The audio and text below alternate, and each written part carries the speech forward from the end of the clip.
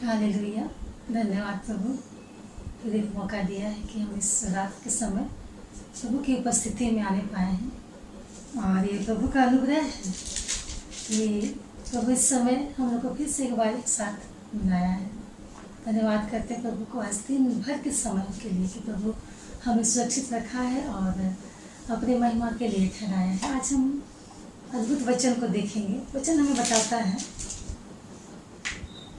यहेजकेल की पुस्तक उसका 20 अध्याय उसका 19 और 20 पद हम देखते हैं। उसमें हम देखते हैं हमें विश्राम दिन को पवित्र मानने के लिए उन संसारिक कार्यों से बचकर पवित्र रहना है। ऐसे दिनों में किए जाने वाले जितने भी प्रकार के सार्वजनिक कार्य है, धर्म नियमों सबको कर्तव्यों का पालन करना है। और हम तभी जानेंगे कि परमेश्वर हमारा परमेश्वर है, ना केवल उसे अपने नियमों का पालन करके पर उनके सत्यता को पवित्रता के साथ हम उसे मान करके हम उसको स्वीकार करके हम उनकी कृपा के साथ हम प्रभु के अच्छाई को एक उसके बड़े फल को हम महसूस करेंगे। आइए हम देखते हैं वचन को। यहेजकेल की पुस्तक उसका 20 अध्याय उसका 19 का 20 पद में इस प्रकार लिखा हुआ है, मैं तुम्हारा परमेश्वर यहोवा हूँ और मेरी विधियों पर चलो और मेरे नियमों को मानने में चौकसी करो और मेरे विश्राम दिनों को पवित्र मानो, तो वे मेरे और तुम्हारे बीच एक चिन्ह ठहरे जिससे तुम जानो कि मैं तुम्हारा परमेश्वर यहोवा हूँ।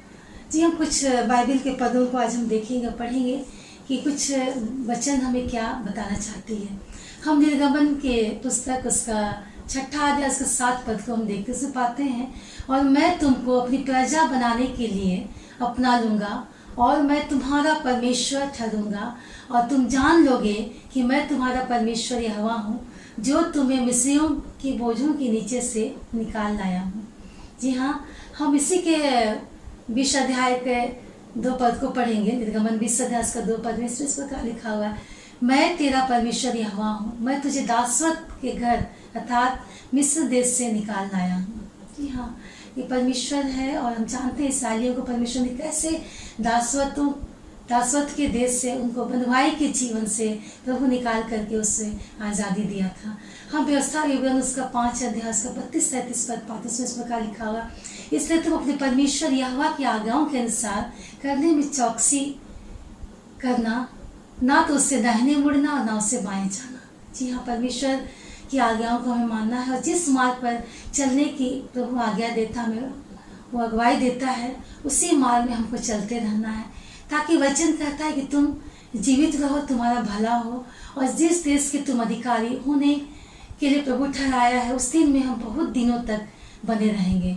हम व्यवस्था विवरण 6 अध्याय का 1 पद को हम देखते हैं। उसमें इस प्रकार लिखा हुआ है, यह वह आज्ञा और वे विधियाँ और नियम हैं जो तुम्हें सिखाने कि तुम्हारे परमेश्वर ने आज्ञा दी है कि तुम उन्हें उस देश में मानो जिसके अधिकारी होने को पार जाने पर हो, और तू और तेरा बेटा और तेरा पोता यहोवा का भय मानते हुए उसकी सब विधियों और आज्ञाओं पर जो मैं तुझे सुनाता हूँ अपने जीवन भर चलते रहे, जिससे तुम बहुत दिन तक बने रहोगे। प्रभु का अद्भुत वचन है। और हम व्यवस्था विवरण उसका 5 अध्याय का 6 और 7 पद को पढ़ते हैं, उसमें हम पाते हैं यहाँ पर इस प्रकार लिखा हुआ, तेरा परमेश्वर यहोवा जो तुझे दासवत के घर अर्थात मिस्र देश में से निकाल लाया है वो मैं हूँ। जी हाँ, वो मेरा प्रभु है और प्रभु जलन रखने वाला परमेश्वर वो सब लोग जानते हैं। जब वचन पढ़ते हैं तो पाता है, वो कहता है 7वां पद में कि तू मुझे छोड़ दूसरे को परमेश्वर करके ना मानना। जी हाँ, यहाँ साफ साफ हमें चेतावनी दिया गया है कि तू मुझे छोड़ दूसरे को ईश्वर करके ना मानना। व्यवस्था विवरण उसका 7वें अध्याय का 6 पद को पढ़ते तो उसमें लिखा हुआ है, क्योंकि तुम अपने परमेश्वर यहोवा की पवित्र प्रजा हो। जी हाँ, हम परमेश्वर के अपने पवित्र यहोवा की पवित्र प्रजा हैं। यहोवा ने पृथ्वी भर के सब देशों के लोगों से तुझको चुन लिया है। जी हाँ, हमें चुना है और तो उसकी प्रजा और निज धन है। जी हाँ, हम उसकी प्रजा और हम उसके निज धन ठहरे हैं। हम यहेजकेल की पुस्तक उसका 37 अध्याय का 26-27 पद को पढ़ते हैं तो उसमें पाते हैं कि लिखा हुआ कि मैं तुमको नया मन दूंगा और तुम्हारे भीतर नई आत्मा उत्पन्न करूंगा और तुम्हारी देह में से पत्थर का हृदय निकाल कर तुमको मांस का हृदय दूंगा। मैं अपना आत्मा तुम्हारे भीतर देकर ऐसा करूंगा कि तुम्हारे भीतर उन विधियों को चलने का और नियमों को मानने का तुम उसके अनुसार चलने के लिए तैयार होगे। निर्गमन उसका 31 अध्याय और हम 15 पद को पाते, उस पर लिखा हुआ स्पष्ट रूप से कि 6 दिन तो काम काज किया, पर 7वां दिन परम विश्राम का दिन यहोवा ने पवित्र किया है। इसलिए इस्राएली विश्राम के दिन को माना करे और पीढ़ी से पीढ़ी में उसको सदा की वाचा का विषय जानकर माना करे। जी हाँ, हम 7वां पद में पाते हैं कि वह मेरे और इसराइलियों के बीच सदा एक चिन्ह रखा है। और क्योंकि 6 दिन में यहोवा ने आकाश और पृथ्वी को बनाया। इस प्रकार हम लोग उत्पत्ति में पढ़ते हैं पहले अध्याय में कि प्रभु ने किस प्रकार सृष्टि की रचना की। 6 दिन तो उन्होंने सृष्टि को रचना की, आकाश और पृथ्वी को बनाया, पूरे सृष्टि को, पूरा ब्रह्मांड की रचना की। और 7वें दिन हमारा विश्राम दिन पर ठहराया। प्रभु ने विश्राम किया, अपने जी पर ठंडा किया। जी हाँ, हम यहेजकेल 20 का अध्याय का 11 और 12 तक पढ़ते तो उसमें पाते कि वहाँ उनको मैंने अपनी विधियाँ बताई और अपने नियम भी बताए कि जो मनुष्य उसको माने वह उसके कारण जीवित रहेगा। फिर मैंने उनके बीच एक चिन्ह ठहराया कि वे जाने कि यहोवा उनके पवित्र कर्म करने वाला परमेश्वर। जी हाँ, प्रभु चाहता है कि विश्राम दिन को हम पवित्र माने।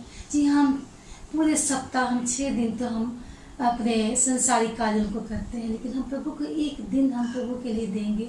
हम प्रभु के उन नियमों का पालन करेंगे, उनके धर्म के कामों को हम मानेंगे, उनके विधियों के अनुसार चलेंगे और हम पाएंगे कि सचमुच में प्रभु जो हमसे वादा करता है कि वो हमारे साथ और हमारे लिए उस देश में लंबे समय तक के लिए हमको जीवन देगा और हमारे हर एक मनोरथों को पूरा करेगा जो प्रभु में सामर्थ है। जी हाँ, आज का वचन बड़ा ही अद्भुत है कि हम विश्राम दिन को पवित्र माने, क्योंकि हम इस संसार में रहते हैं। कभी कभी हमारे साथ ऐसा अक्सर ये बातें हो जाती है कि कुछ न कुछ कारण से हम इन दिन में, इस विश्राम दिन में हम प्रभु के निकट नहीं आ पाते हैं और हम प्रभु से दूर हो जाते हैं और हम प्रभु के वचन से पूरी तरह से हम अलग हो जाते हैं, प्रभु से अलग हो जाते हैं। तो प्रभु हमें हिदायत देता है, आज एक चेतावनी देता है कि हम विश्राम दिन को पवित्र माने। जैसा यहेजकेल की पुस्तक उसका 20 अध्याय का 19 से 20 पद में लिखा हुआ है कि मैं तुम्हारा परमेश्वर यहोवा हूँ, मेरी विधियों पर चलो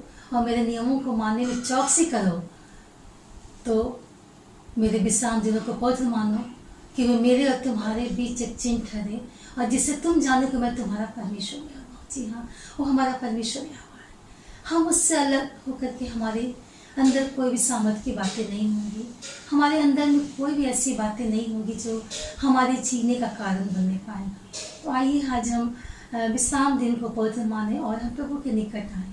आइए हम कुछ क्षणों के लिए प्रभु से बातें करें।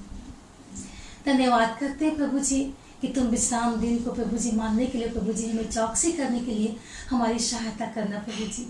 हाँ पिता परमेश्वर, हम संसार में रह करके प्रभु जी हम हर दिन प्रभु जी अपने कार्यों को करते हैं और हम विश्राम मार्ग को प्रभु जी हम तेरे पास आना, उस दिन को पवित्र जानने के लिए हम भूल जाते हैं पिता परमेश्वर, अपने किन्हीं कारणों की वजह से प्रभु जी। पर पिता परमेश्वर तुम हमारे जीवन में प्रभु जी ऐसे कारणों को आने से प्रभु जी रोक कि ऐसी बातें हमारे जीवन में ना आने पाए, ऐसे कारण ना होने पाए कि हम तुझसे अलग होने पाए प्रभु जी। पर तेरे लिए प्रभु जी हम 7वें दिन को प्रभु जी देने पाए जो तूने प्रभु जी हमारे लिए विश्राम ठहराया पिता परमेश्वर, ताकि प्रभु जी तेरे उस चिन्ह को प्रभु जी हमें स्मरण करने पाए और तेरा जो आशीष है प्रभु जी हमारे जीवन के लिए वो पूरा होने पाए।